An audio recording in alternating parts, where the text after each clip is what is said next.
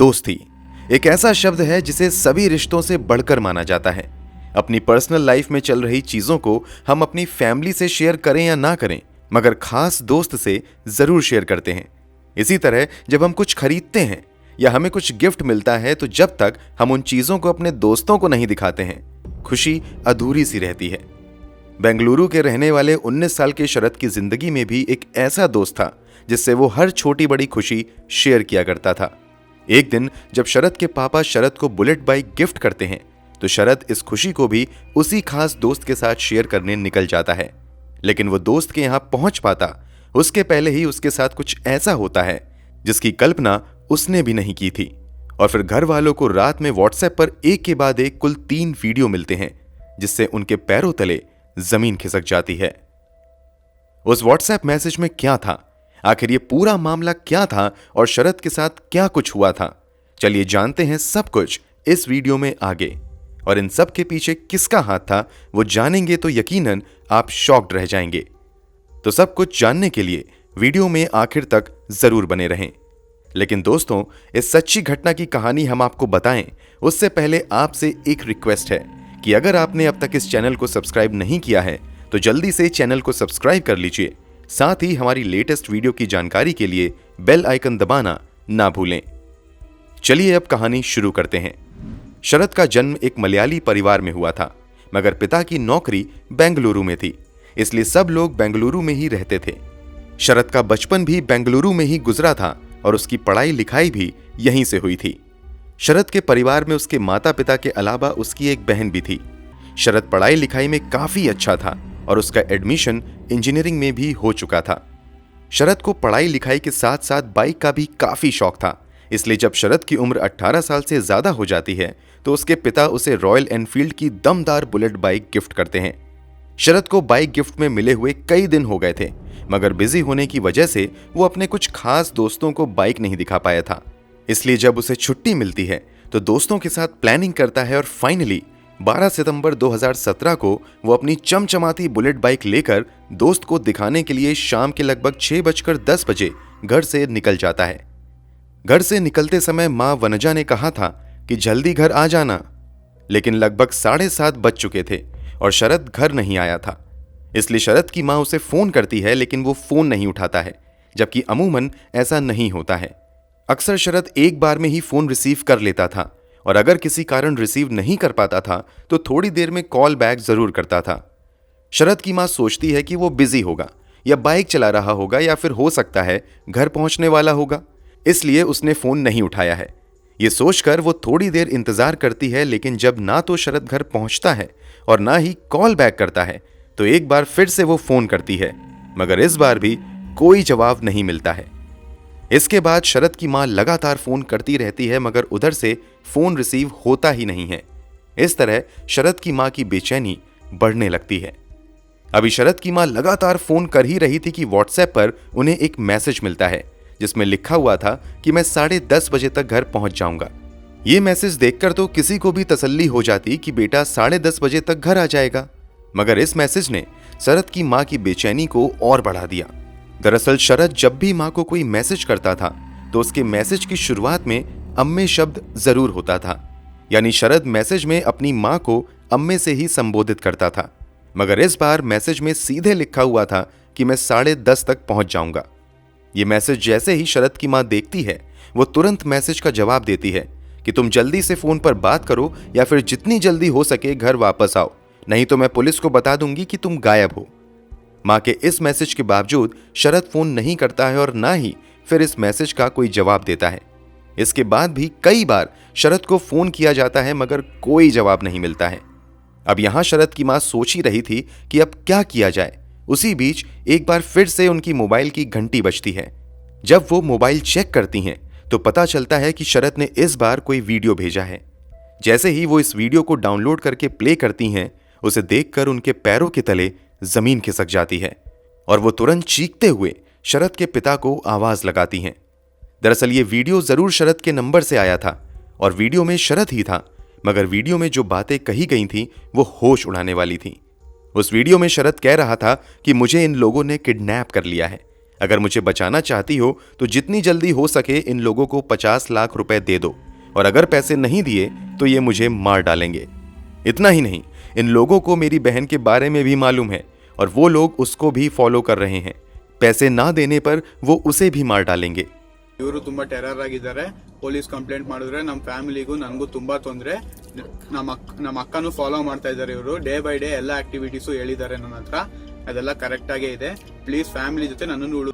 शरद की मां तुरंत इस वीडियो के बारे में शरद के पिता को बताती हैं। इसके बाद वो लोग फिर से शरद के नंबर पर फोन करने की कोशिश करते हैं, मगर कोई जवाब नहीं मिलता है। फिर तुरंत ये लोग पुलिस में जाने की तैयारी करने लगते हैं। इसी बीच एक बार फिर से मोबाइल की घंटी बजती है और व्हाट्सएप ओपन किया जाता है, तो पता चलता है कि इस बार भी शरद का ही मैसेज है। इस बार शरद मैसेज में कह रहा था कि अगर आप लोग पुलिस में गए तो ये लोग मुझे जिंदा नहीं छोड़ेंगे, इसलिए बिना किसी को बताए तुरंत 50 लाख रुपए इन लोगों को दे दो, वरना ये मुझे मार देंगे। ये कल आपको फोन करेंगे कि पैसा कहां पहुंचाना है। शरद वीडियो में ये भी कहता है कि ये लोग मुझे बुरी तरह से टॉर्चर कर रहे हैं। इसके कुछ ही मिनट बाद एक और वीडियो आता है जिसमें शरद कह रहा था कि ज्यादा देर मत करो, अगर इन लोगों को गुस्सा आ गया तो ये मुझे मार देंगे। ये लोग बहुत ही खतरनाक हैं और आतंकवादी की तरह दिख रहे हैं। अब तक जो 3 वीडियो मिले थे उसमें से 2 वीडियो में शरद कन्नड़ा भाषा में बात कर रहा था, जबकि एक वीडियो में वो मलयालम बोल रहा था।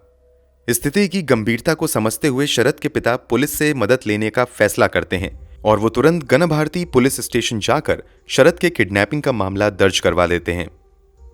मामले की गंभीरता को देखते हुए पुलिस भी जांच पड़ताल शुरू कर देती है। पुलिस सबसे पहले पूछताछ की शुरुआत शरद के रिश्तेदारों और दोस्तों से ही करती है। शरद उस दिन किस दोस्त से मिलने जा रहा था उस बारे में भी उसने खुलकर अपनी मां को नहीं बताया था, मगर शरद के कौन कौन से करीबी दोस्त थे उनको शरद की मां और घरवाले जरूर जानते थे। इसलिए सभी दोस्तों की लिस्ट बनवाई जाती है और एक के बाद एक सभी दोस्तों को पुलिस पूछताछ के लिए बुलाती है। कुछ दोस्तों को 1 से 2 राउंड की पूछताछ के बाद ही छोड़ दिया जाता है, जबकि एक दोस्त ऐसा था जिसे 4 बार पूछताछ की जाती है, फिर भी पुलिस को कोई सुराग नहीं मिलता है और अंत में सभी दोस्तों को शक के दायरे से बाहर कर दिया जाता है।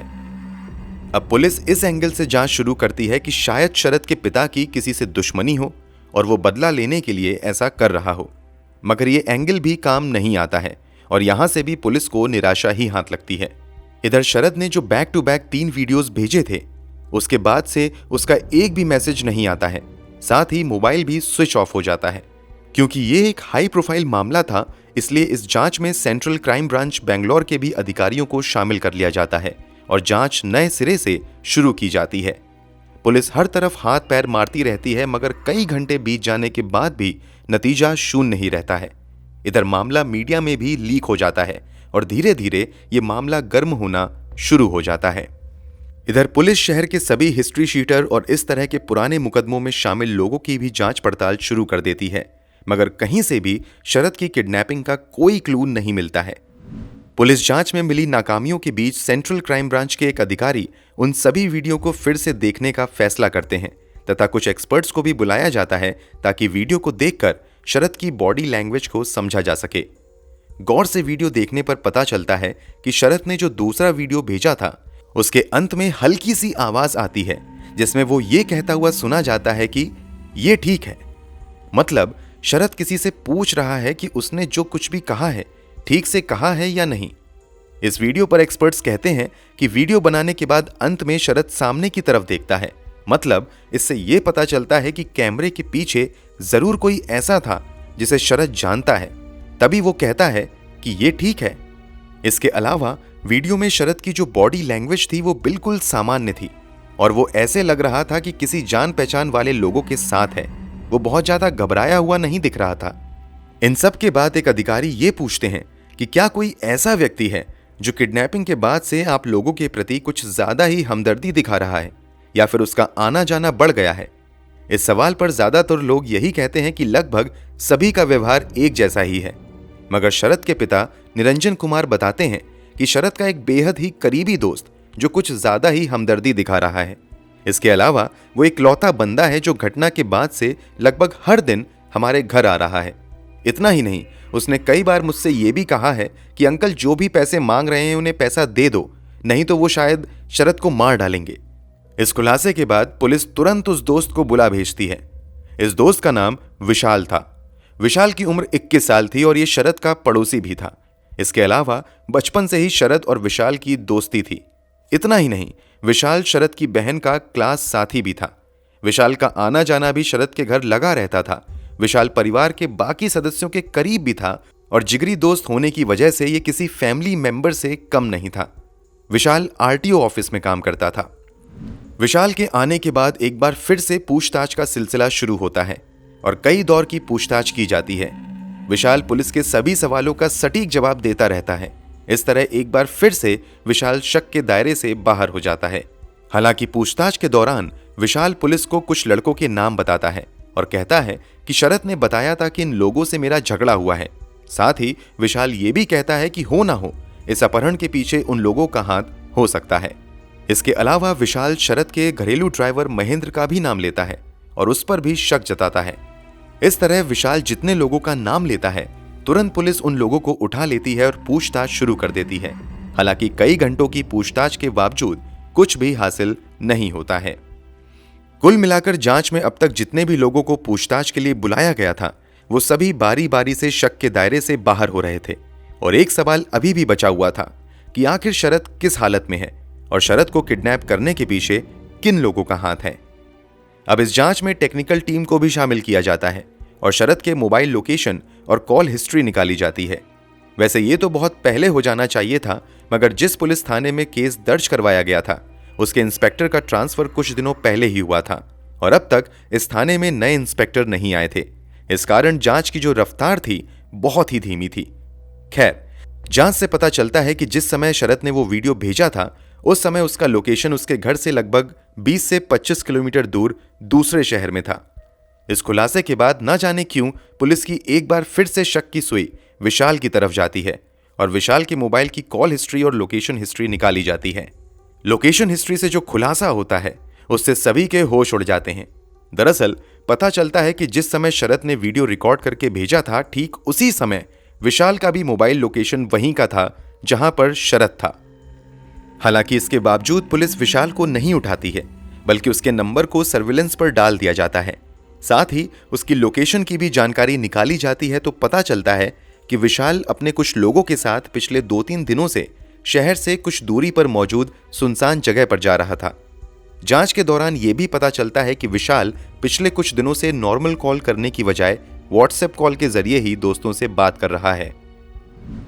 कुल मिलाकर अब विशाल पर पुलिस का शक गहरा हो जाता है और एक बार फिर से उसे पूछताछ के लिए बुलाया जाता है और इस बार पूछताछ पूरी सख्ती से की जाती है।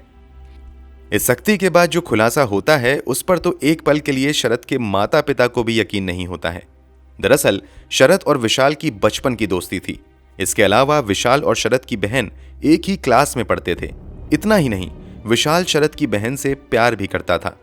शरद के मुकाबले विशाल की आर्थिक स्थिति बहुत अच्छी नहीं थी, क्योंकि उसके पिता मामूली नौकरी करते थे और विशाल भी पढ़ाई खत्म करने के बाद एक आरटीओ ऑफिस में ही मामूली जॉब करता था, जबकि शरद के पिता इनकम टैक्स डिपार्टमेंट के बड़े अधिकारी थे और इनकी आर्थिक स्थिति भी बहुत अच्छी थी। विशाल की आमदनी कम थी और खर्चा इसका बहुत ज्यादा था। इस कारण इसने कई दोस्तों से भी कर्ज लिए हुए थे। इसके अलावा विशाल के जीजा ने भी बैंक से 4 लाख का लोन लिया हुआ था। कुल मिलाकर विशाल को पैसों की सख्त जरूरत थी, क्योंकि जिससे भी उसने कर्ज लिया था, सभी ने मांगना शुरू कर दिया था और उधर उसके जीजा पर भी बैंक वालों ने सख्ती शुरू कर दी थी। इस कारण विशाल जल्द से जल्द पैसा हासिल करना चाहता था ताकि वो परेशानियों से छुटकारा पा सके।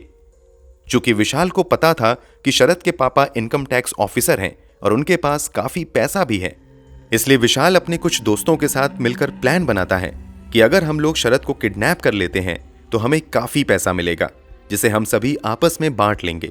विशाल अपने दोस्तों को भरोसा दिलाता है कि मैं शरद के परिवार वालों को बहुत अच्छे से जानता हूं। वो जैसे ही शरद की किडनैपिंग की खबर सुनेंगे, तुरंत पैसे लेकर हाजिर हो जाएंगे। वो कभी भी पुलिस में जाएंगे ही नहीं।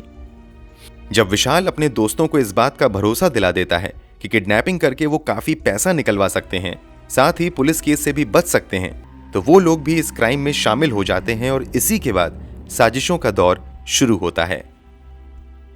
विशाल अपने साथ करण पाई, विनोद कुमार और विनय प्रसाद को भी प्लान में शामिल करता है। इसके अलावा जो उसके जीजा कैब चलाया करते थे उनको भी वो इस प्लान में शामिल कर लेता है। पूरी प्लानिंग के बाद विशाल शरद को फोन करता है कि मेरे एक दोस्त ने एक इंपोर्टेड बाइक मंगवाई है, तो क्यों ना हम सभी शहर से दूर चलते हैं जहां हम वो बाइक चलाएंगे और पार्टी भी करेंगे। विशाल पुलिस पूछताछ में बताता है कि इस ऑफर के बाद पहले तो शरद मना कर देता है, लेकिन इंपोर्टेड बाइक की बात सुनकर वो तैयार हो जाता है क्योंकि शरद को महंगी गाड़ियों का काफी शौक था। जब शरद पूछता है कि वो घर पर क्या बताएगा तो विशाल उसे आइडिया देता है कि घर पर कह देना कि मैं कुछ दोस्तों को अपनी नई बाइक दिखाने जा रहा हूं। विशाल शरद को यह भी हिदायत देता है कि गलती से भी इस पार्टी के बारे में घर पर मत बताना, नहीं तो तुम्हें नहीं आने देंगे। सब कुछ फाइनल होने के बाद 12 सितंबर को शरद अपनी बुलेट बाइक लेकर निकल जाता है और विशाल के बताए लोकेशन पर पहुंच जाता है।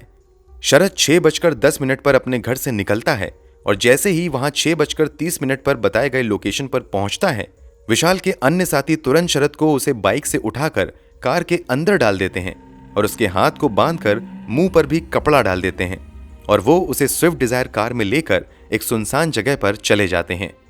सुनसान जगह पर ले जाने के बाद विशाल शरद को जबरदस्ती वीडियो बनाने के लिए कहता है और फिर शरद के ही नंबर से उस वीडियो को शरद की मां के पास भेज देता है। आपने अब तक वीडियो ध्यान से देखा होगा तो अभी हमने थोड़ी ही देर पहले बताया था कि विशाल शरद की बहन से प्यार भी करता था, इसलिए जब विशाल शरद की किडनैपिंग और 50 लाख की डिमांड वाली वीडियो उसकी मां को भेजता है तो उसके कुछ ही मिनट बाद विशाल शरद की बहन को यानी अपनी प्रेमिका को यूं ही आम दिनों की तरह फोन करता है और हाल चाल पूछता है। इस पर शरद की बहन उसे बताती है कि किसी ने भाई को किडनैप कर लिया है और वो 50 लाख रुपए मांग रहे हैं। इस पर विशाल अनजान बनते हुए शरद की बहन से पूछता है कि तो अब परिवार वाले क्या सोच रहे हैं। इस पर शरद की बहन बता देती है कि पापा पुलिस में जाने की तैयारी कर रहे हैं। इसके बाद विशाल ये कहते हुए फोन रख देता है कि मैं थोड़ी देर में तुम्हारे यहाँ आता हूँ। इधर फोन रखने के तुरंत बाद एक बार फिर से विशाल चाकू की नोक पर शरद को दूसरा वीडियो बनाने के लिए कहता है। इसी के बाद शरद अपने परिवार वालों को दूसरा वीडियो भेजता है जिसमें वो कहता है कि आप लोग पुलिस के पास मत जाओ, नहीं तो ये लोग मुझे मार डालेंगे, इन लोगों को पैसा दे दो। इसके बाद शरद से विशाल एक और वीडियो बनवाता है जिसमें वो टेररिस्ट वाला एंगल डलवाता है ताकि पुलिस को गुमराह किया जा सके। ये सब कुछ करने के बाद विशाल शरद को बाकी के अपने 4 दोस्तों के हवाले करके शरद के घर ये जानने की नीयत से चला जाता है कि यहाँ क्या चल रहा है। विशाल शरद के यहाँ पहुंचते ही तुरंत उसके माँ, पिताजी और बहन से काफी हमदर्दी जताना शुरू कर देता है। साथ ही शरद के गुम होने पर अफसोस जताने लगता है। साथ ही ये भी जानने की कोशिश करता है कि वो आगे क्या करेंगे। जब विशाल को ये पता चलता है कि शरद के पिता पुलिस में जाने वाले हैं तो विशाल उन्हें कन्विंस करने की कोशिश करता है कि पुलिस में मत जाइए वरना किडनैपर उन्हें मार सकता है। पुलिस में जाने से अच्छा है कि आप उन्हें पैसा दे दो और बात खत्म करो। विशाल की इन बातों पर तब शरद के पिता को जरा भी शक नहीं होता है क्योंकि उस समय विशाल भी मगरमच्छ के आंसू बहा रहा था और बेहद ही भावुक था और वो पूरी हमदर्दी के साथ परिवार वालों के साथ खड़ा था। हालांकि विशाल के इस सलाह के बावजूद जब शरद के पिता पुलिस में चले जाते हैं तो अब पकड़े जाने के डर से तुरंत शरद अपने साथियों को फोन करता है और उन्हें कहता है कि तुरंत शरद को मार दो वरना पुलिस हमें पकड़ लेगी। हालांकि विशाल के अन्य साथी कहते हैं कि हम किसी की जान नहीं ले सकते हैं, लेकिन विशाल उन्हें कहता है कि अगर हमने इसे छोड़ भी दिया तो ये हम लोगों की पहचान जाहिर कर देगा और हम सभी पकड़े जाएंगे और फिर हम सब जेल में चले जाएंगे, लेकिन अगर हमने मारकर उसकी लाश को गायब कर दिया तो फिर हम सभी आजाद रह सकते हैं। इसी के बाद विशाल के बाकी साथी शरद को लगभग 11:30 बजे के आसपास रस्सियों के सहारे गला घोंटकर मार देते हैं। इधर विशाल शरद के परिवार वालों के साथ हमदर्दी जताने में जुटा रहता है। चूंकि शरद के पिता ने पुलिस में भी कंप्लेन दर्ज करवा दी थी, इसलिए शरद को मारने के बाद ये लोग लाश छुपाने के जुगाड़ में लग जाते हैं और लाश को स्विफ्ट डिजायर की डिग्गी में डालकर शहर में घूमना शुरू कर देते हैं ताकि कोई अच्छी जगह देखकर उसकी लाश को ठिकाना लगाया जा सके। काफी देर इधर उधर घूमने के बाद आखिरकार ये सभी शरद की लाश को लेकर रात के लगभग 2 बजे नरसिम्हैया लेक पहुंच जाते हैं और वहीं उसे फेंकने की तैयारी करने लगते हैं। हालांकि इसी बीच विशाल के शैतानी दिमाग में ख्याल आता है कि इस तरह तो लाश 1 से 2 दिन में ही पानी के ऊपर आ जाएगी और फिर पुलिस लाश ढूंढ लेगी। इसलिए ये लोग फैसला करते हैं कि शरद के शव को बड़े से पत्थर में बांधकर तालाब में डालेंगे ताकि शव बाहर आए ही नहीं। उसी के बाद ये लोग शव को बड़े से पत्थर में बांध देते हैं और उसे हरोहल्ली के नजदीक नरसिमैया लेक में डाल देते हैं। उसके बाद सभी लोग हमेशा की तरह अपनी डेली रूटीन के हिसाब से काम में लग जाते हैं। विशाल भी बिल्कुल नॉर्मल जिंदगी में वापस आ जाता है और रोजाना शरद के यहाँ हमदर्दी जताने आता जाता रहता है। वैसे हमदर्दी जताना तो महज एक बहाना था। असल में विशाल डेली ये जानने पहुंचता है कि पुलिस की जांच कहां तक पहुंची है और आगे पुलिस क्या करेगी। किडनैपिंग के कुछ घंटे बाद ही विशाल ने शरद की हत्या कर दी थी। इसके बावजूद वो जब भी शरद के घर जाता था तो शरद के पिता को यह कहता था कि आप किडनैपर को पैसा दे दीजिए वरना वो शरद की जान भी ले सकते हैं। लाश को तालाब में फेंकने के बावजूद विशाल और उसके दोस्त अक्सर रात में उस इलाके में सिर्फ ये देखने जाया करते थे कि कहीं लाश ऊपर तो नहीं आ गई है। फेंकने के 5 दिन बाद तक तो लाश अंदर ही रहती है, मगर जब ये लोग 17 सितंबर को उस तालाब के पास जाते हैं तो देखते हैं कि शरद का शव ऊपर तैर रहा है। ये देखकर विशाल और उसके सभी दोस्त तुरंत घबरा जाते हैं और फिर लाश को दोबारा पत्थर से बांध देते हैं। साथ ही लाश को जल्दी नष्ट करने के उद्देश्य से पत्थर के साथ साथ एक बोरी नमक भी साथ में बांधकर दोबारा शव को उसी तालाब में डाल देते हैं। जब ये लोग 19 सितंबर को फिर वहां जाते हैं तो देखते हैं कि लाश फिर ऊपर आ गई है। इसके बाद ये लोग लाश को फिर कहीं और ले जाकर फेंकने की प्लानिंग में लग जाते हैं। वैसे 7 दिन बीत जाने की वजह से लाश पूरी तरीके से सड़ गल चुकी थी और मांस हड्डियों से अलग हो रहा था। इसके बावजूद ये लोग शव को कहीं और ले जाकर फेंकने का प्लान करते हैं और एक बार फिर से शव को तालाब से निकालकर उसे पत्थर से अलग करते हैं और शव को गाड़ी में डाल लेते हैं और रात के अंधेरे में शव को लेकर रामूहल्ली के करीब आते हैं और यहीं तालाब में डाल देते हैं। इस खुलासे के बाद हर कोई आश्चर्यचकित रह जाता है। पुलिस विशाल को तुरंत लेकर उसी क्षेत्र में आती है और उसकी निशानदेही पर 22 सितंबर की सुबह यानी हत्या के 10 दिनों बाद तालाब से शव को बरामद कर लिया जाता है। क्योंकि शव पूरी तरीके से क्षत विक्षत हो चुका था, इसलिए तालाब के नजदीकी ही शव के सैंपल लिए जाते हैं और ऑटोप्सी की जाती है और फिर आनन फानन में शव का अंतिम संस्कार कर दिया जाता है। शरद के घर वाले जितने दुखी शरद के जाने से थे, उससे कहीं ज्यादा दुख उन्हें इस बात से था कि जिस विशाल को उन्होंने परिवार के सदस्य की तरह माना था, उसने उन्हें ना सिर्फ धोखा दिया था बल्कि 10 दिनों तक गुमराह भी करता रहा। विशाल पर शरद के घर वाले कितना यकीन करते थे, इसका अंदाजा आप इस बात से भी लगा सकते हैं कि जब विशाल की कॉल हिस्ट्री और लोकेशन हिस्ट्री निकालने के बाद पुलिस को फिर से विशाल पर शक हुआ तो पुलिस वालों ने शरद के पिता निरंजन कुमार को बताया कि वो विशाल को गिरफ्तार करना चाहती है ताकि इस बारे में फिर से पूछताछ हो सके। इस पर शरद के पिता ने कड़ा विरोध जताया था, हालांकि बाद में वो मान गए थे। इस मामले के खुलासे के बाद विशाल को तो गिरफ्तार किया ही गया, साथ ही पुलिस ने विनय प्रसाद उर्फ विक्की, करण पाई तथा विनोद कुमार को भी गिरफ्तार कर लिया। इन सभी की उम्र 25 वर्ष से कम थी। हालांकि पुलिस की लंबी कोशिशों के बावजूद इस गुनाह में शामिल एक अन्य आरोपी शांता कुमार को नहीं पकड़ा जा सका। जिस स्विफ्ट डिजायर का इस्तेमाल किडनैपिंग में हुआ था वो शांता कुमार की थी। वैसे इस खुलासे के बाद स्थानीय मीडिया में इस बात की भी चर्चा जोरों शोरों से शुरू हो गई थी कि शरद की हत्या में शरद की बहन यानी विशाल की गर्लफ्रेंड का भी हाथ था और उसी ने विशाल को जल्द से जल्द पैसे बनाने के लिए शरद की किडनैपिंग का आइडिया दिया था। हालांकि पुलिस के साथ साथ सेंट्रल क्राइम ब्रांच ने भी इस बात का खंडन करते हुए कहा कि इस पूरे मामले में शरद की बहन का कहीं कोई हाथ नहीं है। फिलहाल विशाल समेत सभी आरोपी जेल की हवा खा रहे हैं और सजा का इंतजार कर रहे हैं। वैसे इन लोगों को मौत की सजा भी दी जाती है तो वो कम ही होगी, क्योंकि इन्होंने ना सिर्फ एक मासूम की हत्या की थी बल्कि दोस्ती जैसे शब्द को भी कलंकित कर दिया और उस परिवार के पीठ में छुरा घोंप दिया जो इस पर आंखें बंद करके विश्वास करता था। दोस्तों, आपके अनुसार विशाल और उसके दोस्तों को क्या सजा दी जानी चाहिए? कमेंट बॉक्स में जरूर बताएं। अगर आपको हमारी मेहनत पसंद आई हो तो वीडियो को लाइक और शेयर जरूर करें।